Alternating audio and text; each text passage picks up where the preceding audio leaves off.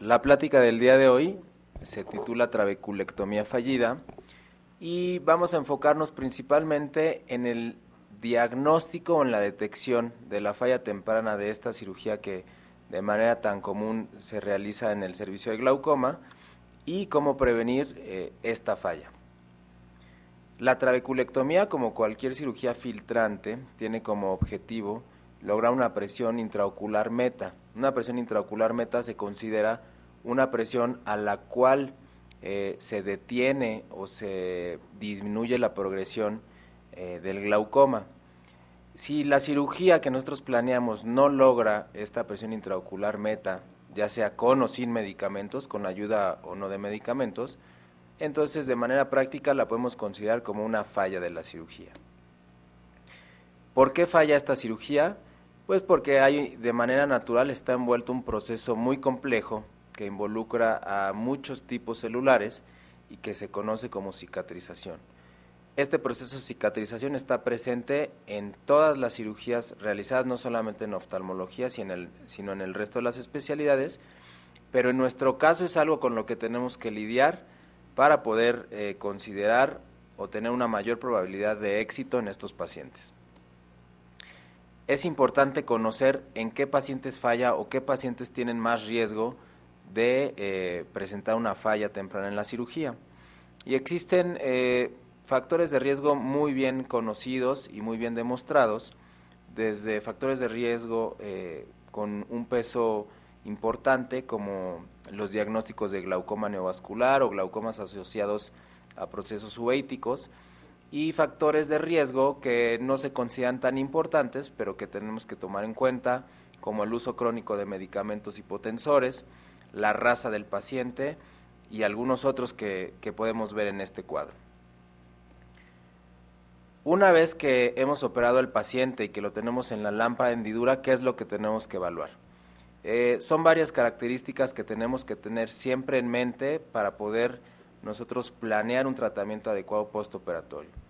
El área de filtración, que está compuesto por la elevación y la superficie de esta vesícula de filtración, la vascularización, las características de la pared de la vesícula, así como la presencia de microquistes subconjuntivales y por último la presencia o no de fenómeno de Seidel. Esta es una fotografía en la que les muestro o la que podemos ver la vascularización de una vesícula difusa, poco elevada y con presencia de microquistes.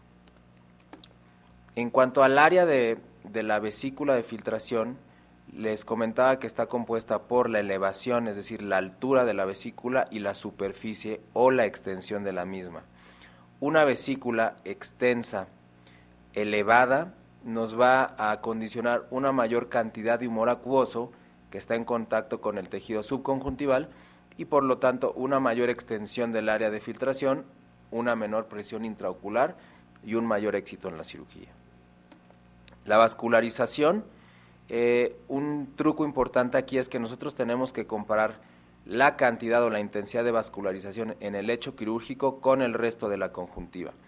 Aquí en estas fotografías podemos observar del lado izquierdo la presencia de una vascularización moderada o que corresponde a una vascularización muy similar entre el lecho quirúrgico y el resto de la conjuntiva.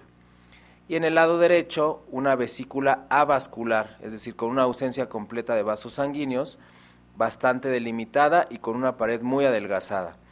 Esta ausencia de vasos sanguíneos nos habla de un pronóstico no muy favorable para este paciente. Tenemos que tener en cuenta también la presencia de vasos tortuosos, como los que vemos en esta otra fotografía.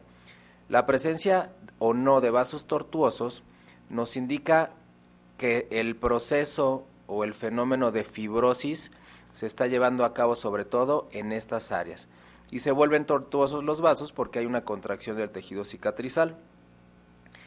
Esta fotografía o estas dos fotografías corresponden al mismo paciente. Esta fotografía de 2 semanas del postoperatorio, en la cual no se fue lo suficientemente agresivo, podemos ver que el vaso que está más a la izquierda, este vaso tortuoso, al final termina anastomosándose con este otro vaso, para provocar este patrón vascular y un fenómeno cicatrizal importante que lleva a la falla de la cirugía. La presencia o no de microquistes nos habla de espacios llenos de humor acuoso, en los cuales hay un trasudado de humor acuoso y entonces un proceso de filtración adecuado o favorable. A diferencia de esta otra fotografía en la que nos muestra una cirugía enquistada. No es lo mismo la presencia de quistes subconjuntivales a una cirugía enquistada. La cirugía enquistada se caracteriza generalmente por ausencia de vasculatura, una pared de lecho conjuntival muy adelgazada y una velocidad o una capacidad de filtración disminuida. Por lo tanto, estas cirugías generalmente llevan a una falla de la cirugía filtrante. Las características de la pared de la vesícula son muy importantes de valorar. Y aquí el truco más importante es ver cómo en esta fotografía se logra ver aquí o se delimita muy bien el colgajo escleral. Entonces nos habla de una pared poco gruesa, que eso es lo que buscamos en una cirugía. A diferencia de esta otra fotografía en la que la presencia de una pared más gruesa y más vascularizada no nos permite ver el espacio subconjuntival. Entonces esta fotografía nos habla de un pronóstico peor para el paciente.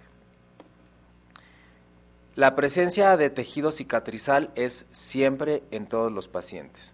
Sin embargo, hay dos tipos de tejido cicatrizal, el tejido cicatrizal contráctil y el no contráctil. El contráctil, que está esquematizado en esta imagen, puede estar presente en la zona o en el área epiescleral o intraescleral, es decir, donde está a nivel del colgajo escleral o de la cartera escleral.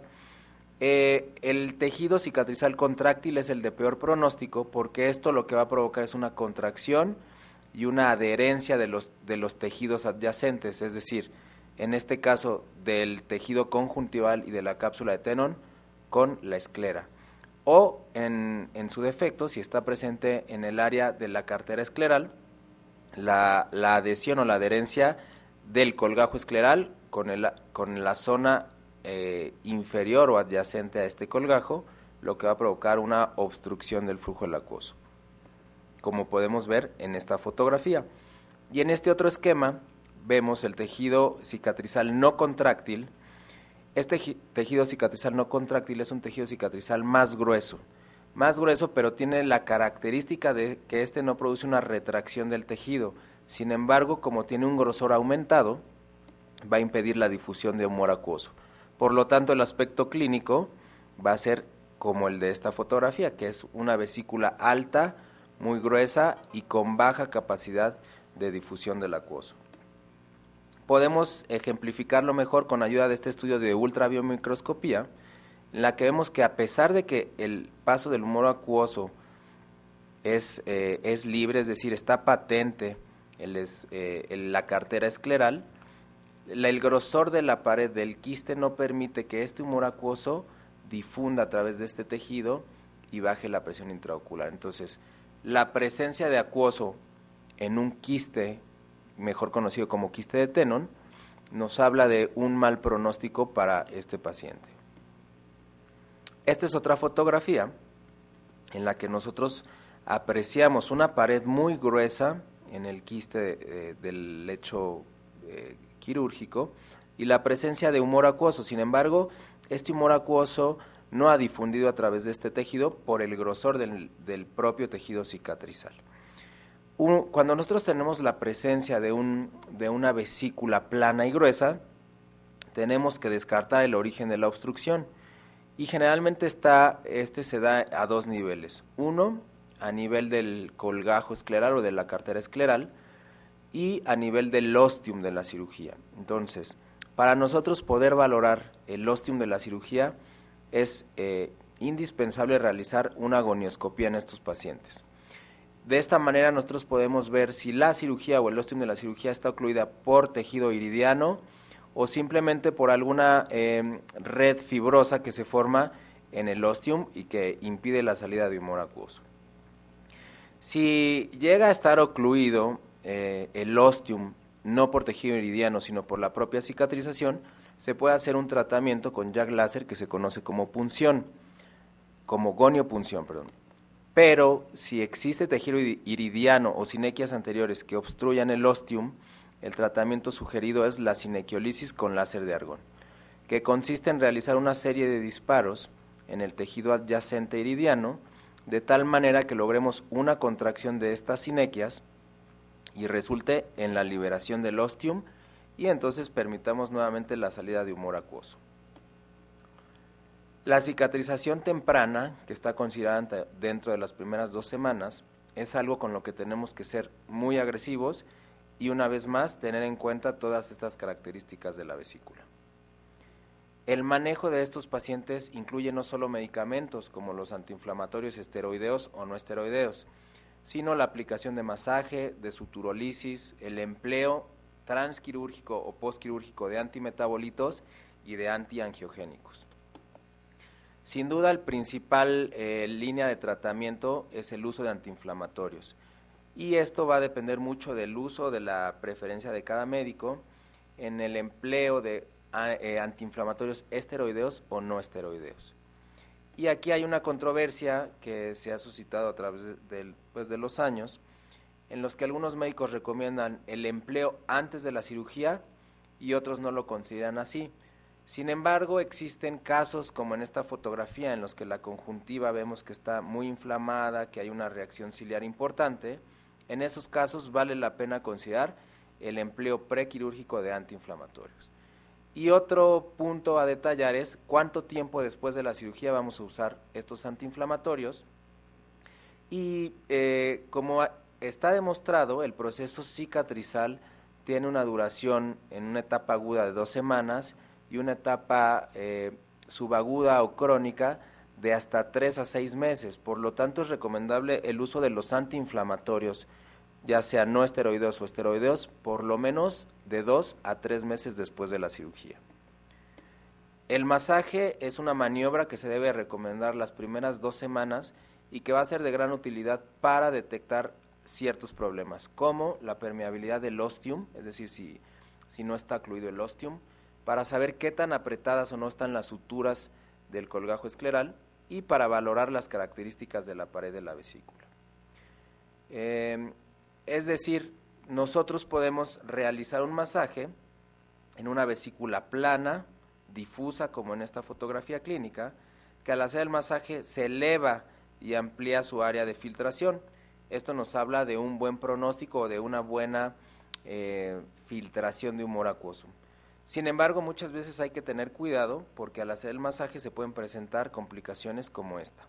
La presencia de sangrado en cámara anterior, que es algo raro, pero que la quería comentar con ustedes. Esto afortunadamente no pasó a mayores, el ifema que se provocó se reabsorbió solo, bueno, con ayuda de antiinflamatorio, y no pasó a mayores. La suturólisis es un procedimiento que realizamos con láser de argón, y aquí tenemos que tener mucho cuidado porque el objetivo es quemar la sutura de nylon. Sin embargo, si nosotros no lo hacemos con cuidado, no estamos entrenados para este procedimiento, podemos provocar agujeros de la conjuntiva. Y el efecto final de la suturólisis, o lo que buscamos, es pérdida de la continuidad de la sutura, como podemos ver en esta fotografía, como viene aquí la sutura de nylon, y aquí se pierde la continuidad. Esto va a permitir que haya una mayor salida de humor acuoso a través de la cartera escleral y favorece así la formación de la vesícula. El uso de antimetabolitos transoperatorios es muy controvertido. Sin embargo, sí tenemos que tener en cuenta que en los pacientes que tienen factores de riesgo de alto grado, es importante el empleo ya sea de antimetabolitos o antiangiogénicos, para poder así lograr un mayor éxito, una tasa de éxito mayor en estos pacientes. Pero hay que tener en cuenta que estos antimetabolitos no solo nos van a aumentar la filtración, sino que nos pueden llevar a complicaciones como vesículas avasculares, vesículas quísticas, cámaras planas por hiperfiltración y en un caso muy severo y muy raro, la presencia de endoftalmitis. Actualmente lo que se está empleando de manera muy frecuente son los antiangiogénicos como un instrumento para modular la vascularización.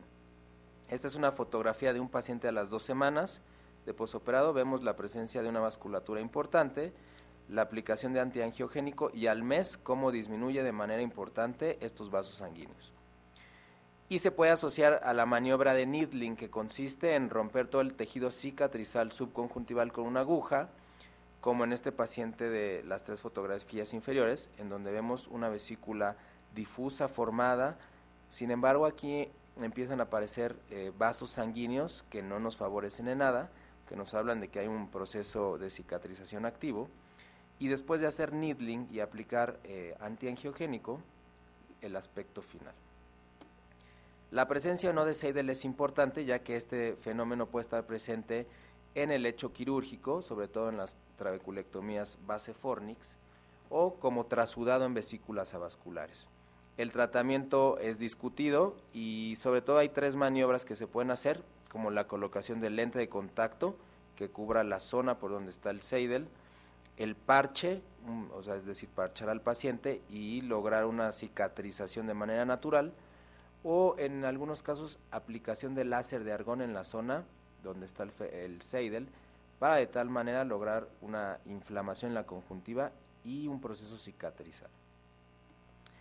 Como conclusión, podemos comentar que el éxito de la trabeculectomía no depende directamente de la cirugía como tal, depende y está encaminada a varios puntos, desde la selección del paciente hasta la planeación de la técnica quirúrgica, es decir, la técnica y el uso o no de medicamentos transoperatorios, así como el planteamiento de las posibles o probables complicaciones o fenómenos cicatrizales que podamos tener en el postoperatorio.